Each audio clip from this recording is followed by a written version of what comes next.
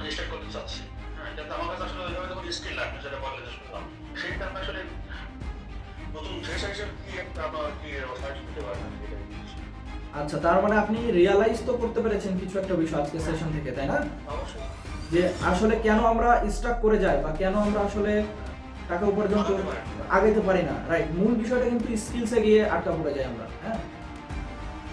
তো সেক্ষেত্রে আপনি এখন কোন জবে আছেন যদি আপনি আমাকে একটু ব্যাকগ্রাউন্ডটা শেয়ার করতেন, তাহলে আমি আমি বুঝতে accounts and finance senior officer আচ্ছা, আচ্ছা, ফাইন্যান্স। আচ্ছা, আচ্ছা, আচ্ছা, বুঝতে পেরেছি। আপনি কি ধরনের বিজনেসে আসতে চাচ্ছেন?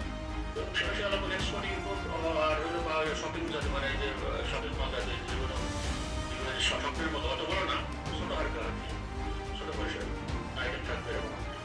আচ্ছা, এক্সপোর্ট ইম্পোর্টে যদি যাইতে হয়, আপনি যদি এই সেক্টরে যেতে চান, তাহলে দুইটা বিষয় আপনাকে তো অবশ্যই ফোকাস দিতে হবে। আপনি অলরেডি বুঝতে পারছেন। আপনি কি চট্টগ্রাম এলাকা থেকে যুক্ত হয়েছেন আমাদের সাথে? ঢাকা থেকে। ও আচ্ছা, ঢাকা। তো এক নম্বর বিষয় হলো নেটওয়ার্কিং। নেটওয়ার্কিং স্কিল অনেক ভালো হতে হবে। মার্কেটিং অ্যান্ড সেলস এই দুটো, এই দুটো। টোটাল এই ৩টা বিষয়ের দিকে আপনার ফোকাস দিয়ে আগানো উচিত। এই ৩টা জিনিস যদি থাকে তাহলে আপনি বাকিগুলো মোটামুটি ম্যানেজ করে ফেলতে পারবেন। আর এই ৩টা জিনিসের যদি ঘাটতি থাকে হয়তোবা আপনার প্রবলেম হতে পারে।